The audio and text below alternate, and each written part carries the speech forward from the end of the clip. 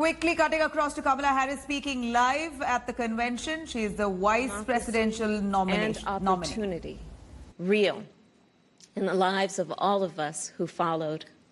They paved the way for the trailblazing leadership of Barack Obama and Hillary Clinton. And these women inspired us to pick up the torch and fight on. Women like Mary Church Terrell, Mary Cloyd Bethune, Fannie Lou Hamer, and Diane Nash, Constance Baker Motley, and the great Shirley Chisholm. We're not often taught their stories, but as Americans, we all stand on their shoulders. And there's another woman whose name isn't known, whose story isn't shared, another woman whose shoulders I stand on, and that's my mother, Kamala Gopalan Harris. She came here from India at age 19 to pursue her dream of curing cancer. At the University of California, Berkeley, she met my father, Donald Harris, who had come from Jamaica to study economics. They fell in love in that most American way while marching together for justice in the civil rights movement of the 1960s. In the streets of Oakland and Berkeley, I got a stroller's eye view of people getting into what the great John Lewis called good trouble. When I was 5, my parents split, and my mother raised us mostly on her own.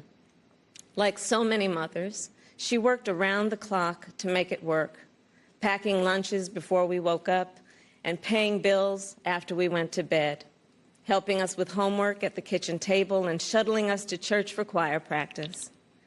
She made it look easy, though it never was. My mother instilled in my sister Maya and me the values that would chart the course of our lives. She raised us to be proud, strong Black women, and she raised us to know and be proud of our Indian heritage. She taught us to put family first, the family you're born into and the family you choose.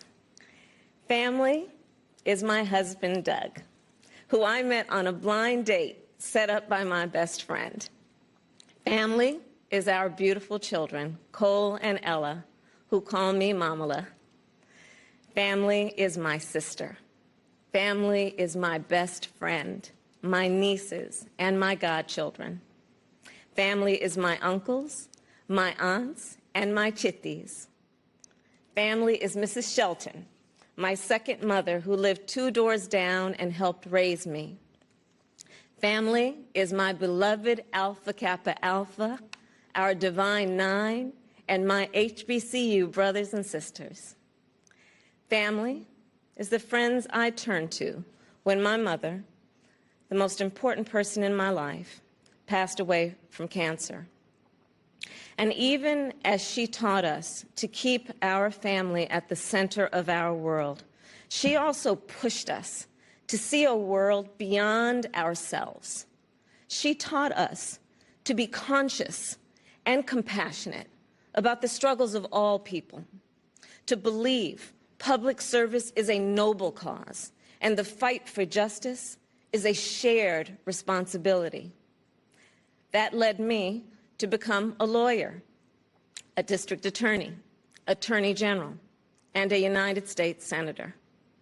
And at every step of the way, I've been guided by the words I spoke from the first time I stood in a courtroom. Kamala Harris, for the people. I have fought for children and survivors of sexual assault. I fought against transnational criminal organizations. I took on the biggest banks and helped take down one of the biggest for-profit colleges. I know a predator when I see one. My mother taught me that service to others gives life purpose and meaning. And oh, how I wish she were here tonight, but I know she's looking down on me from above. I keep thinking about that 25-year-old Indian woman, all of 5 feet tall, who gave birth to me at Kaiser Hospital in Oakland, California. On that day, she probably could have never imagined that I would be standing before you now and speaking these words. I accept your nomination for Vice President of the United States of America. I do so committed to the values she taught me, to the word that teaches me to walk by faith and not by sight, and to a vision passed on through generations of Americans, one that Joe Biden shares, a vision of our nation as a beloved community where all are welcome, no matter what we look like, no matter where we come from or who we love. A country where we may not agree on every detail, but we are united by the fundamental belief that every human being is of infinite worth, deserving of compassion, dignity, and respect. A country where we look out for one another, where we rise and fall as one, where we face our challenges and celebrate our triumphs together. Today, that country feels distant. Donald Trump's failure of leadership has cost lives and livelihoods. If you're a parent struggling with your child's remote learning, or you're a teacher struggling on the other side of that screen, you know what we're doing right now is not working. And we are a nation that is grieving the loss of life, the loss of jobs, the loss of opportunities, the loss of normalcy, and yes, the loss of certainty. And while this virus touches us all, we got to be honest, it is not an equal opportunity offender. Black, Latino, and Indigenous people are suffering and dying disproportionately. And this is not a coincidence. It is the effect of structural racism, of inequities in education and technology, healthcare and housing, job security and transportation, the injustice in reproductive and maternal health care, in the excessive use of force by police, and in our broader criminal justice system. This virus, it has no eyes, and yet it knows exactly how we see each other and how we treat each other. And let's be clear, there is no vaccine for racism. We've got to do the work. For George Floyd, for Breonna Taylor, for the lives of too many others to name, for our children, and for all of us. We've got to do the work to fulfill that promise of equal justice under law. Because here's the thing, none of us are free until all of us are free. So we're at an inflection point. The constant chaos leaves us adrift. The incompetence makes us feel afraid. The callousness makes us feel alone. It's a lot. And here's the thing. We can do better and deserve so much more. We must elect a president who will bring something different, something better, and do the important work. A president who will bring all of us together, Black, white, Latino, Asian, Indigenous, to achieve the future we collectively want.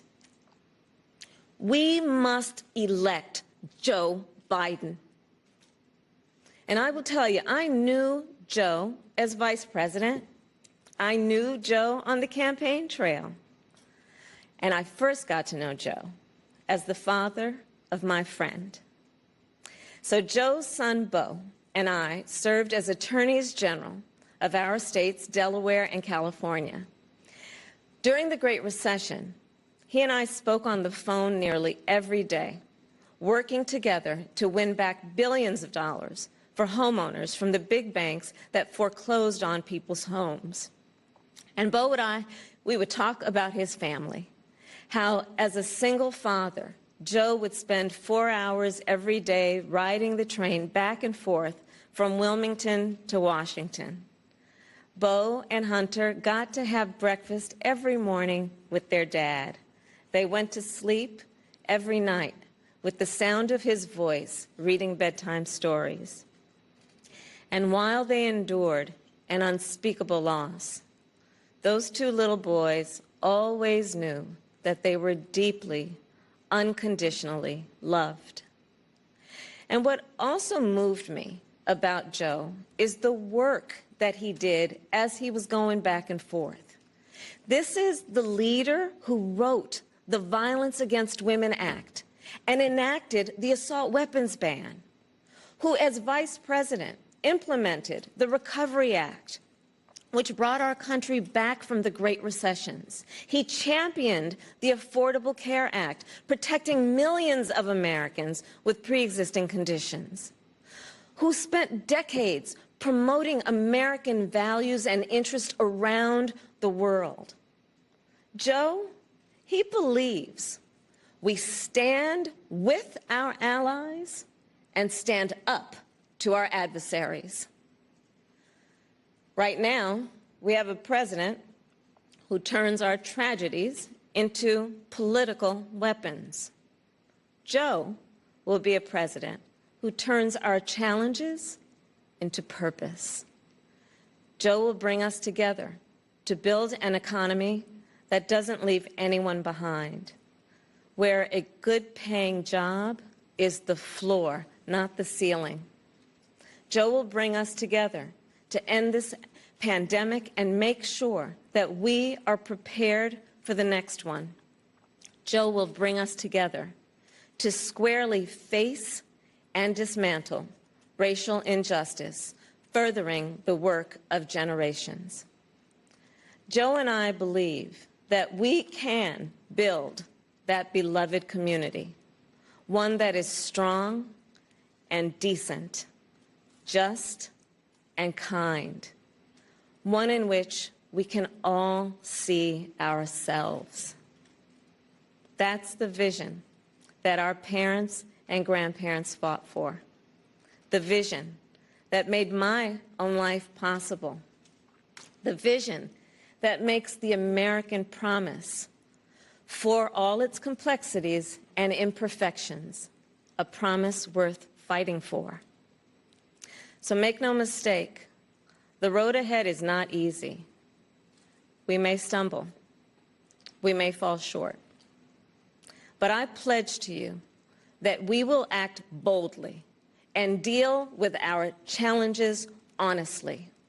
We will speak truths, and we will act with the same faith in you that we ask you to place in us. We believe that our country, all of us, will stand together for a better future. And we already are.